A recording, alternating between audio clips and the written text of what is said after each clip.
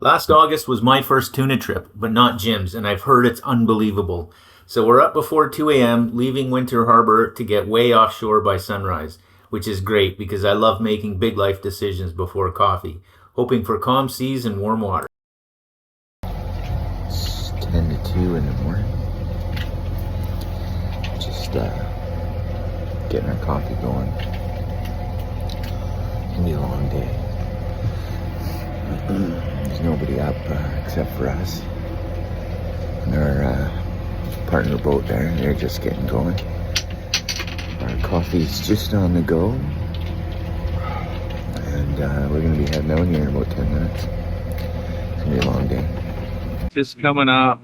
Sun is just starting to show itself off in the horizon. Very calm out. Well, what, 4:30? 4:53. Been heading, steaming out for about 4 hours. 3 hours. But up at 2.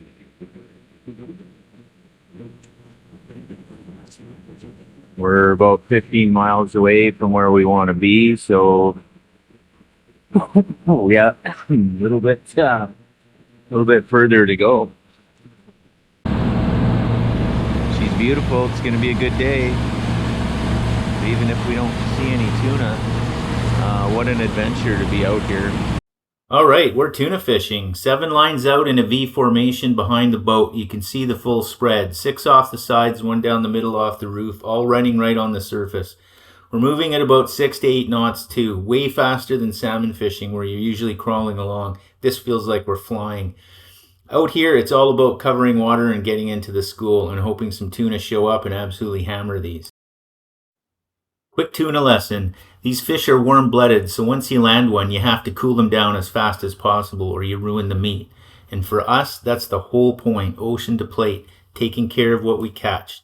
So we came ready with coolers full of ice everywhere, and now we're mixing up an ice slurry to drop that temperature as fast as possible.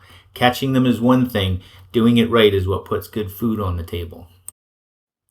Out here, we're a long way from land, so we've got extra fuel strapped to the swim grid because running out of gas this far offshore isn't the kind of adventure we're looking for. When we land a tuna, it goes straight into that bleed bin right away and then into the ice slurry to bring the temperature down as fast as possible. We tag each fish with the exact time it comes aboard so we can track how long it's been cooling and make sure the timing's right. These tuna don't come with a best before label, so we make our own. It's a bit of a system, but if you're going to go all the way out here for fish like this, you might as well treat them right. Here I am hauling in my first tuna, and Jim says, "Wrap your hand around the line."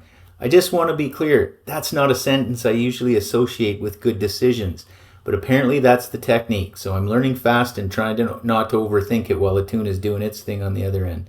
After a while, it starts to feel normal, sort of. First tuna, what a feeling.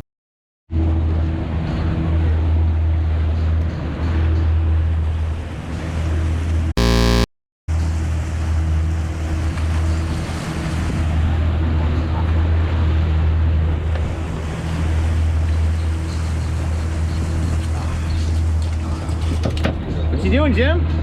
Tuna fish. As soon as the tuna hits the deck, it's go time. You take care of it right away, quick and clean. You'll see them start shaking like this right afterwards, and that's totally normal, but it wakes you up a bit the first few times you're right there for it. From there, it's straight into bleeding them out in the bucket for a few minutes and then into the ice slurry to get that temperature down fast. It's pretty dialed in, quick and smooth. Jim's over there running through like he's done it a few dozen times, fast and efficient. I'm doing the same steps with a little more thinking and a lot less grace. But this is what it's all about, ocean to plate, and if you're going to keep a fish like this, you want to do it right. Jim's hunched over there tagging the tuna and then straight into the ice slurry, and we wonder why we have sore backs at the end of our trips. We've got a partner boat out here with us too, just in case anything goes sideways. Other than that, it's just us and the cruise ships in the distance. They're out here on vacation while we're putting a bit more effort into our meal, but we wouldn't have it any other way. It's a bit more work, but a lot more fun than going to the grocery store. We spent a few hours offshore chasing tuna, and while we got some really nice fish, we never found the big school. You know, the one where the water's boiling up, fish everywhere, total chaos, and you're just hanging on trying to keep up. Well, that didn't happen. But we still put a solid number of tuna on the boat, so no complaints here. For just the two of us, it was a pretty productive day. And in fact, on the way in, we figured we weren't done yet, so we picked up some salmon, a couple lingcod, and even a halibut. It's pretty amazing when you can fill the boat with tuna, salmon, lingcod, and halibut in one day. And speaking of work, it's not over. Now we've got to break these tuna down, and by we, I mean Jim. It's a bit of a process, so I've sped up the video here. Each one gives you 4 loins, and get everything cleaned up and put back on ice. This is where all that effort earlier pays off.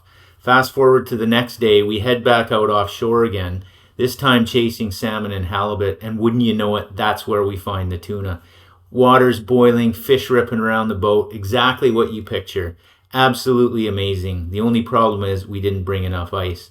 So there we are, surrounded by tuna, living the dream, and making a very difficult decision to leave them alone.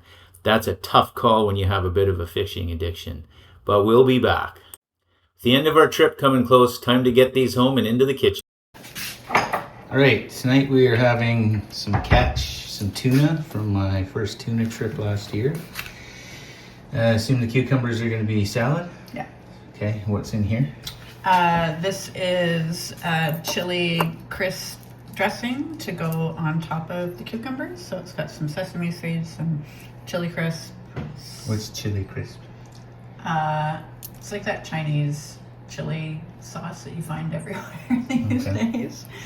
And then it's also some soy sauce, mirin, and sesame oil. Okay.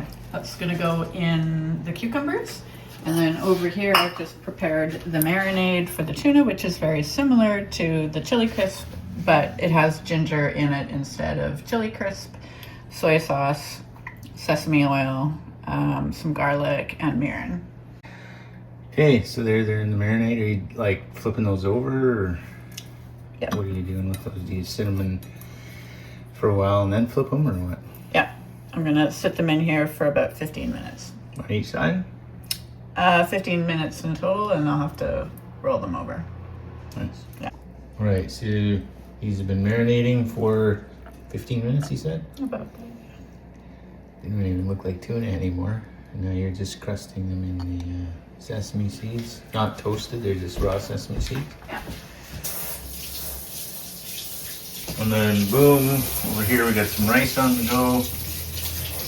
And pan's getting hot.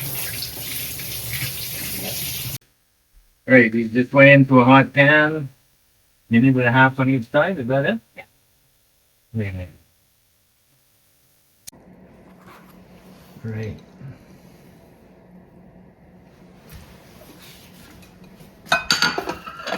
Rice is still warm.